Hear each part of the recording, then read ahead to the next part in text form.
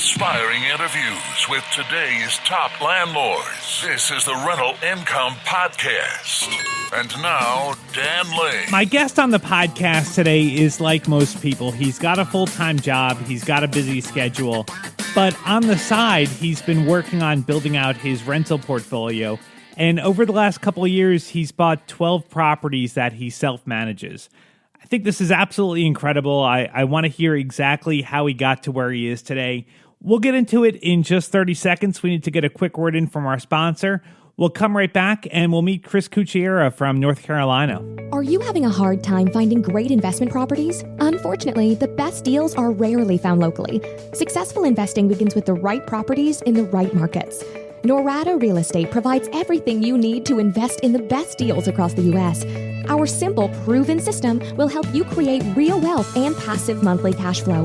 Get your free copy of the ultimate guide to passive real estate investing at noradarealestate.com/guide. That's NORADA realestate.com/guide. Chris, why don't we start with you telling us about your portfolio today, and then we'll take a step back and we'll figure out how you got there. Okay. Well, I currently have 12 properties. I just closed on my 12th last week. They're all single-family, Class B properties, and they're all 3-bedroom, 2-bath. And most have a garage, but not all of them. And that's kind of the criteria that I usually aim for. And what's amazing to me is that you're self-managing these properties while you're working full-time. Is it a lot of hassle or a lot of work to manage the properties? For me, it's not, and it really has to do with kind of the criteria that I set out from the beginning, which was to have better B-class properties that were in really good neighborhoods that would attract a little higher rents and a little better grade of renter. And the other reason it's kind of low maintenance for me is I screen my tenants really hard. I really have learned over the years to become a fairly good property manager because, you learn some lessons early when you start doing this and you get really good really fast. So it sounds like you're really making sure up front that you're doing the work. So the properties are in good condition and the tenants are well screened.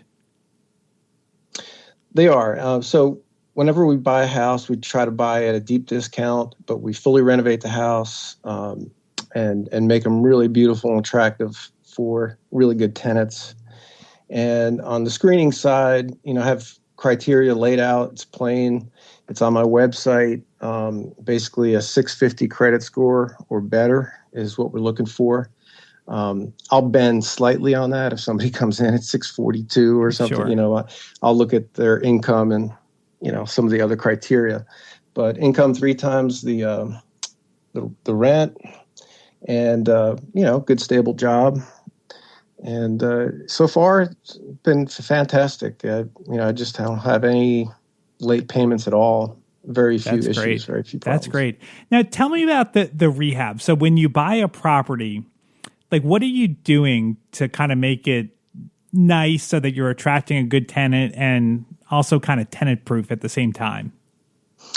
Good question. I've learned and gotten better at it, I think, over the years, and I've kind of got a good system now and good things that we're doing. And what we typically do is ceramic tile in the kitchen and baths and a foyer, usually if there is one at the front door, high traffic areas.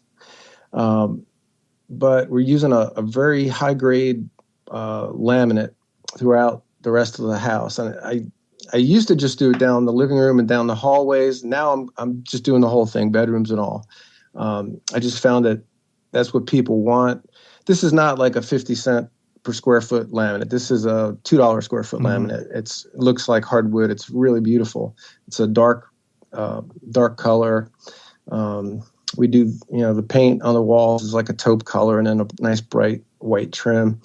Houses look great. As far as appliances, I've also upgraded that in the last 3 or 4, Dan. I started going to stainless because I found I could get decent stainless appliances for not that much more than, the black. Kind of done with white. I don't think I'll ever do white again. And it's just these little things that, attract tenants. Yeah, I think that's smart because you're right. It's not a huge cost difference to go stainless from black, and you get more of a wow factor when a tenant walks in there. You really do. They're probably going to like the house more, and they're not going to want to leave because the house is so nice.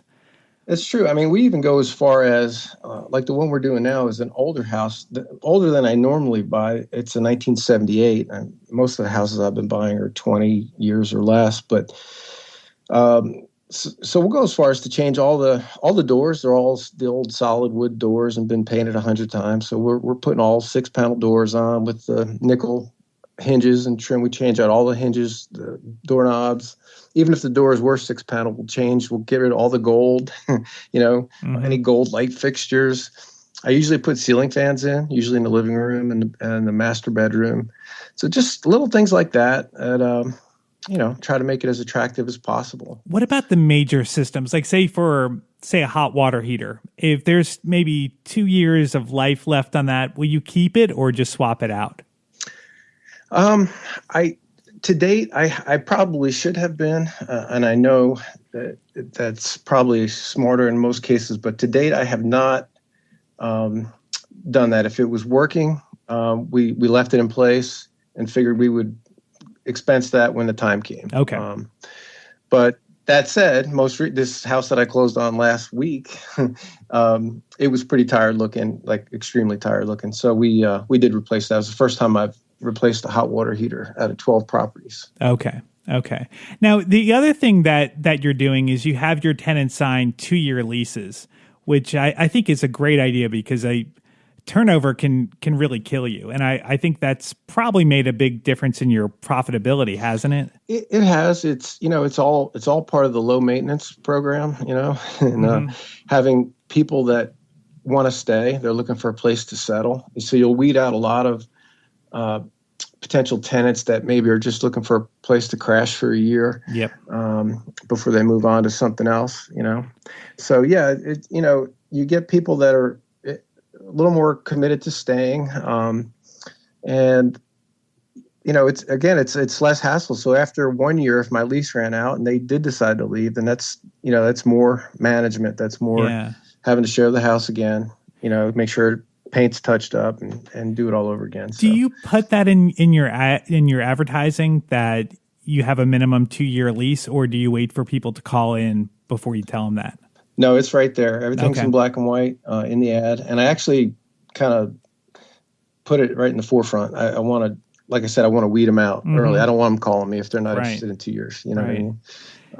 And we get plenty of calls. It doesn't stop people. Rent houses now are renting for, anywhere from the day I put the ads up to the time it's rented is usually less than three weeks. Okay, that's great.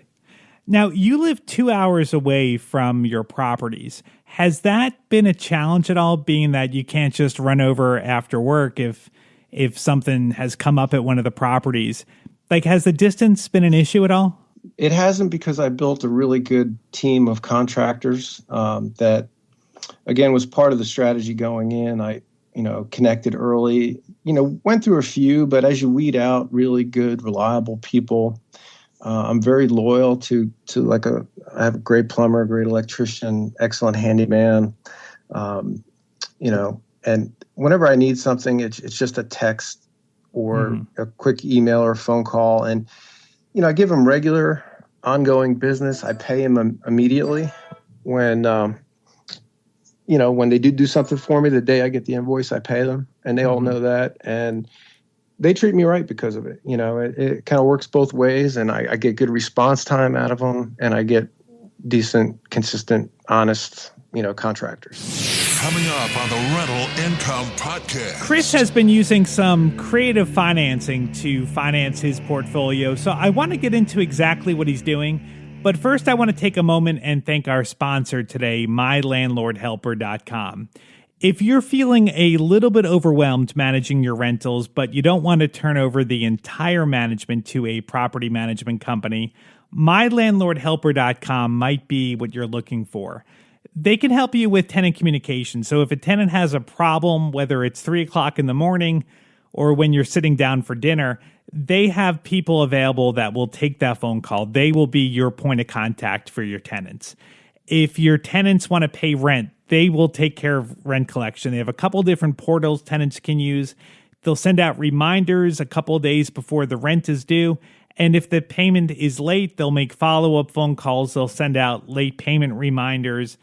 They'll basically be there to do all the stuff that's kind of the dirty work with managing a rental property. They can send out legal notices if a tenant is seriously behind, and they'll help you with vacancies. They'll help you get your listings together, and when you get applications, they'll help you screen those tenants.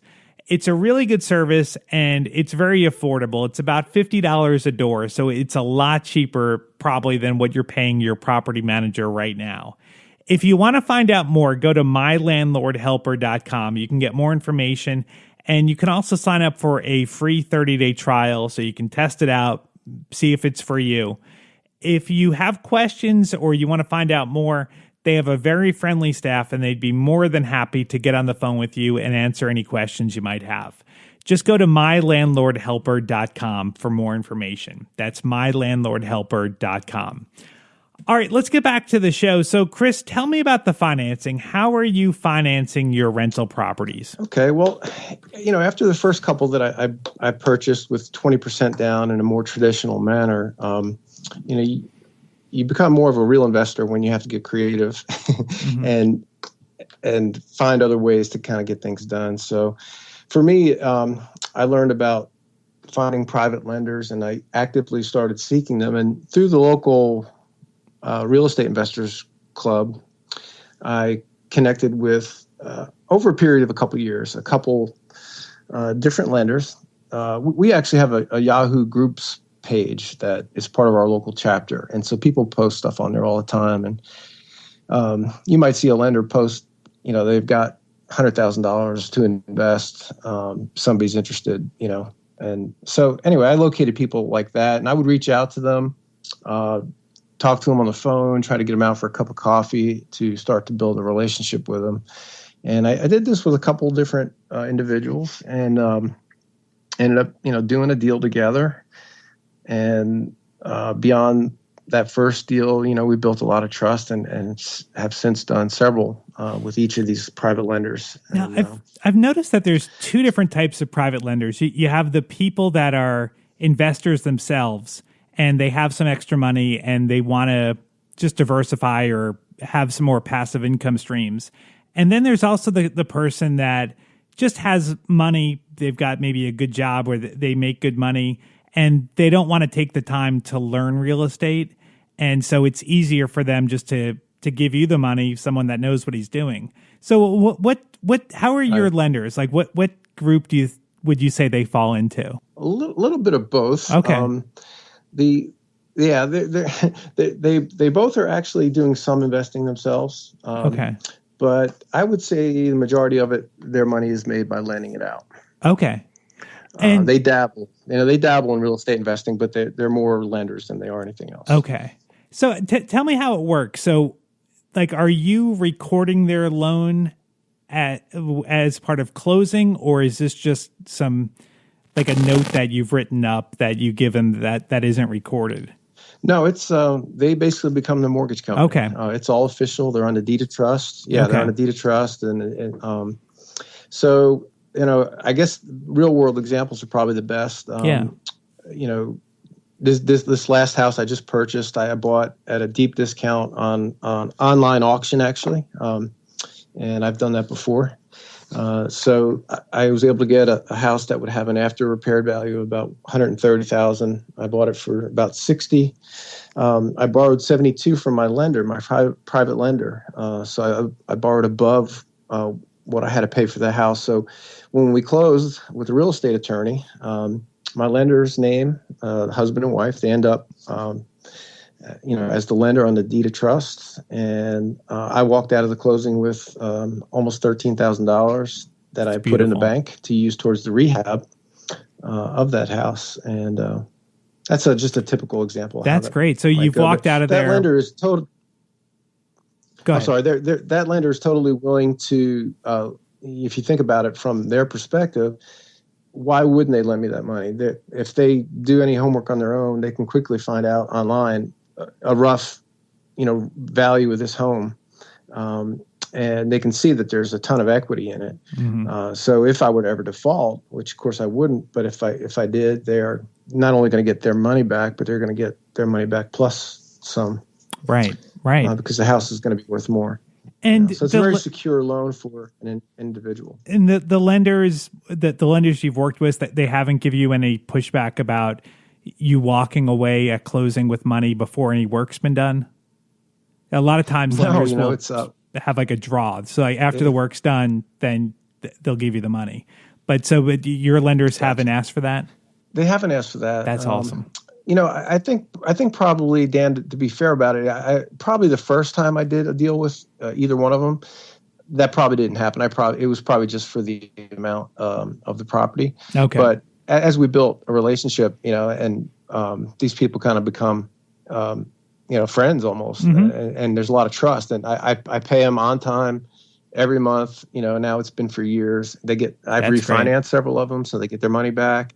So there's a lot of trust now with me. They know that I know what I'm doing, so they don't really even question me anymore. So your plan is that you buy the properties with their money. You're using their money to buy the property and to fix it up. And then once you get a tenant in there, then you refi it with the bank to pay off your lender? That's been the goal. So my goal has always been, for me personally, has been 30-year fixed low interest loans so that I could maximize cash flow. That's what I'm all about. My goal, everybody's goals are different, but for me, I'm trying to get the most cash flow I can out of each property so mm-hmm. that eventually I'll have a nice retirement, on top of any measly Social Security or something, Right. So that's kind of been my goal. And a 30-year fix just gives you that security. The rates are never going to be any lower than they are. They're only going to go one way, and that's true. up. So I'm trying to lock down as many as I can, as soon as I can. And that's my plan. Now, what kind of interest rate are your lenders charging? It does vary some, and I will tell you that I've beat them up over time and beaten them down. So when it started out, honestly, I think the very first one I did, I think I paid 12%, which is right up there with hard money numbers. Mm-hmm.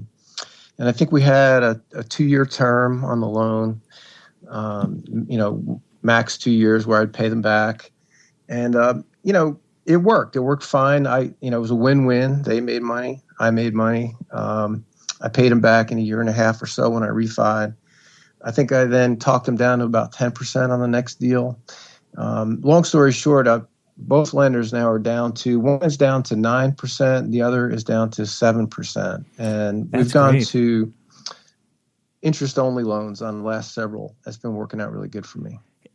That's really, really good. And that, I think that's a good thing to point out, is that as you get a track record, if someone is just getting started with private money, as you get a track record and your investors see that you're paying them back, you're paying on time, everything's working out, you can go back and you can negotiate those lower interest rates. And, I think that works out great for everybody, because there's less risk to them because they've seen that you've done these deals over and over again, and there's more profit for you if you can get a lower rate.